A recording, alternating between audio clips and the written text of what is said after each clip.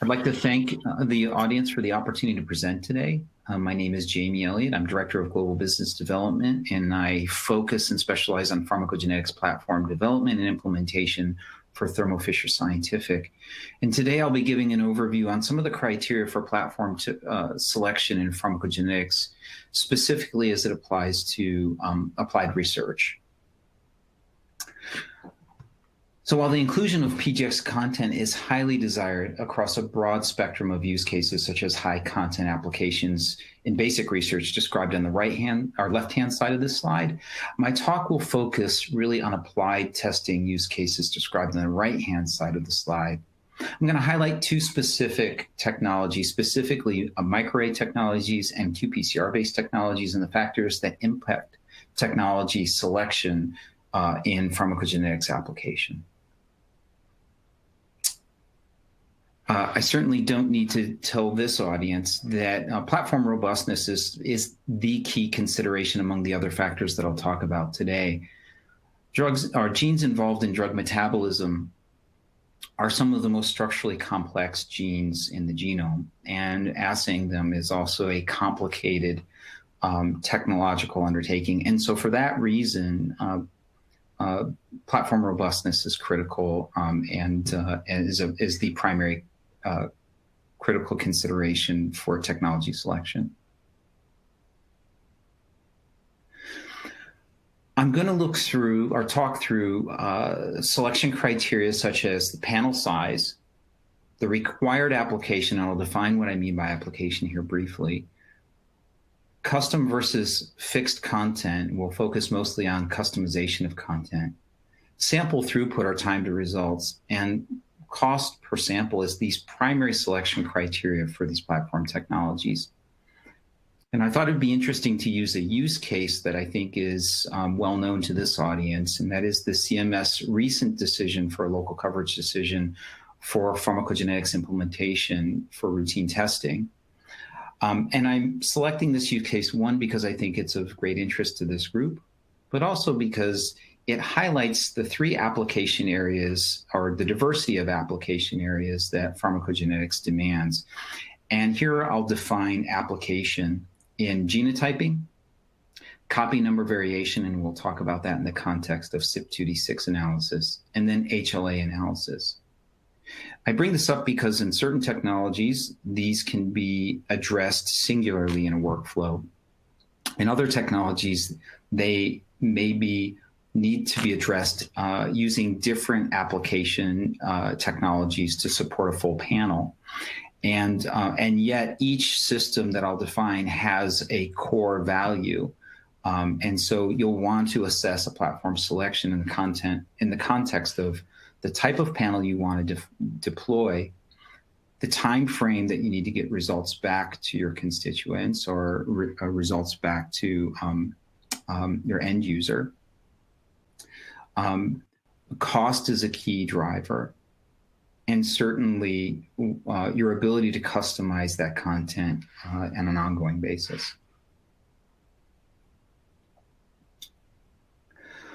I'll give an overview, I think, in kind of a summary of what I just described, and I'll do that in the context of the two technologies that I'll be describing, and the three panel-based use cases that I'll be going through in the remainder of the talk. I'm going to start with a PCR-based technology in OpenArray, and I'll define this as a core genotyping platform with copy number as a separate workflow, albeit on the same instrument. I see an application use case of less than 120 markers. A time to results for just genotyping would be as quickly as 1 day, and genotyping with copy number in 2 days. For the microarray-based applications, I'll be talking about a relatively high density platform offering in PharmacoScan, which is about 4,000 variants covered over about 1,000 genes, a single workflow that can address copy number, genotyping, and HLA in formats of 24 samples or 96 samples per plate, but a workflow of up to 3.5 days. and then a more targeted panel in PharmacoFocus, also a microarray-based technology, covering, again, genotyping, copy number variation, and HLA in a single workflow, but assaying 2,000 markers across about 150 genes, but in plate densities of 96 samples or 384 samples, and again, a workflow of about 4 days. I'm going to start with the OpenArray workflow. And for some of you, this may be very familiar.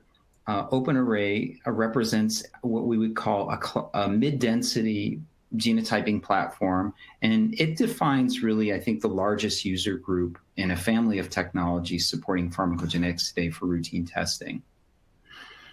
As I mentioned in the slide prior, OpenArray technology is primarily a genotyping workflow, and you have a separate 384-well workflow to support copy number variation analysis to create a full panel offering. So the pros here is that you have as low as a 4-hour workflow from sample extraction to result for just genotyping. The cons are that you would have to take into consideration a separate workflow for copy number variation in a 384-well PCR plate format. And if you wanted to add HLA, this would require yet a separate technology in Sanger sequencing to support an HLA component for a panel. So as you can see, a platform selection really has a tremendous bearing on the type of panel you can deploy, the time to result here, a cost per result, which I'll talk about in a moment, and an overall workflow. A little bit about the architecture of the array for those who are unfamiliar. The OpenArray can be formatted for genotyping, drawing from a library of several million pre-designed assays. This is the TACMan genotyping assay portfolio. And through a web-based formatting application that can be found on the Thermo Fisher Scientific website, we can format this array drawing from that content in one of 5 formats.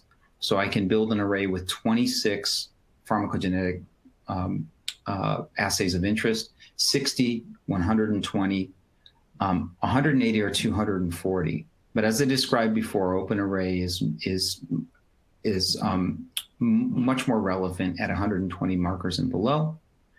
And if we look at these formats for genotyping, we can see that at 26 markers, we can assay 96 samples per run.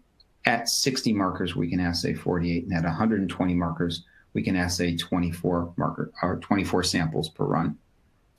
The instrument, the QuantStudio 12K real-time PCR instrument, can thermocycle up to 4 arrays every 3 hours. So you can see the sample throughput is pretty significant. But we have to take that sample throughput in the context of other panel content that would invoke other workflows, like copy number variation or HLA. So our limiting factor would be defined by the lowest volume workflow in that overall panel content deliverable. For copy number variation analysis workflow, we draw from about 1.5 million copy number variation assays that are tiled across the entire human genome. Now, for applied testing, we would restrict consideration largely to CYP2D6 for pharmacogenetic application. And we have assay content that would satisfy a panel build for that type of deployment. But again, this would be a separate workflow in a 384-well plate. I want to contrast the workflow that I just described in qPCR with microarray workflows, and I'm going to talk about 2 different panel deployments. One is the Axiom PharmacoScan array versus the Axiom PharmacoFocus array. PharmacoScan, of course, being a much more broad density array, again, 4,000 PGX markers across genotyping, copy number variation, and HLA. Versus the PharmacoFocus array, which is about 2,000 markers of high PGX value, again, across genotyping, copy number variation, and HLA content. But as you can see, sample formats are a big delineation here, with PharmacoScan supporting plate formats of 24 samples or 96 samples, and Pharmacofocus supporting plate formats of from 96 to 384 samples. Again, we're working across the same time to result for both formats, about 3.5 days, but our sample processivity on Pharmacofocus is about 4x increased over PharmacoScan. Brief overview of the workflow, just to help you understand how the daily workflow is broken down. In day one, we look at a multiplex PCR. That would be a combination of targeted and full gene PCR. That's important for the full gene PCR, our amplification step to interrogate highly complex genes like CYP2D6 or 2C19. We would go into day two, where we go through fragmentation, precipitation, and a full day of hybridization. In day three, we label, ligate, wash, and scan, and we're on to analysis. I'll talk a bit about the PharmacoScan product in greater detail. As I mentioned, we're looking at in excess of 4,000 PGX markers of high value, so tremendous breadth, copy number variation. In the context of the LCD that I brought up earlier, both PharmacoScan and Pharmacofocus would be able to fully interrogate all of that content. For PharmacoScan, again, we're looking at about 1,000 genes, covering CPIC high-value content, PharmGKB content, of the highest evidence value all the way down through research grade value.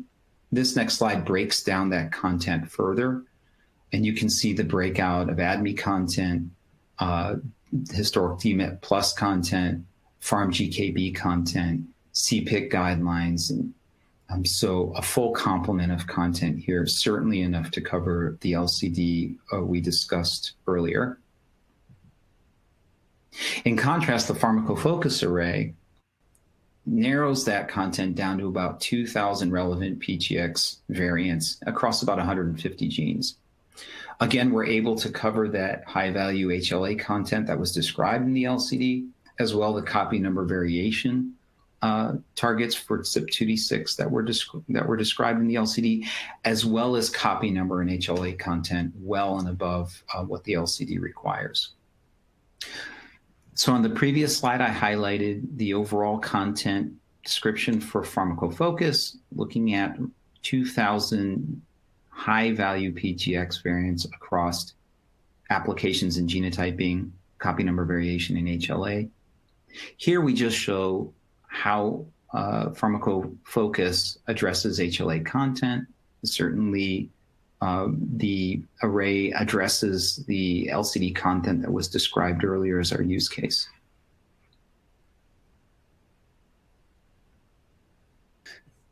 And lastly, we'll look at how Pharmacofocus addresses copy number variation. As you can see, it addresses copy number variation for genes well beyond critical genes such as CYP2D6, which we described earlier as essential for deployment for the LCD panel that we saw earlier in the slides. So Pharmacofocus interrogates gene copy numbers for GSTM1, UGT2B17, SALT1A1, to name a few. So taken together, we've discussed two technologies: a qPCR-based technology that is fast but is limited compared to microarray and application scope, and microarray technology that is broad in content deployment and certainly sufficient for the LCD that we described from a panel support for routine testing, but a bit slower from the standpoint of return to results. We've talked about content flexibility, the overall workflow, again, time to results. It's important that we highlight cost. It's a key driver. So as a family, OpenArray, as a family of technologies that we described as mid-density qPCR-based platforms, there are several, OpenArray is one, has set the standard for being the most broadly used platform technology in the marketplace for routine testing. And as a family, the community has become used to, the testing community has become used to a return of results between 1 to 3 days, depending on the breadth of application supported for a panel. They're used to content customizability, and of which all 3 use cases we described can support. They're used to a price point for 120 markers and below of right around $30 per sample. PharmacoScan, as the higher density offering in the microarray family, offers a price point per result of around $75 per sample and below. What's important to note is that PharmacoFocus really bridges these 2 family of products, microarray and qPCR, in that it offers a price point for marker content that we describe of right around $30 a sample. And that means, as a technology that had historically been relegated to high density testing, it's now moved into this higher volume, mid-density family of technologies. So hopefully I've been able to help you understand some of the selection criteria that we see the community using to pick technologies. We've talked a little bit about emerging technologies and how they're changing the dynamic of use of technology in pharmacogenetics. And I thank you for your time.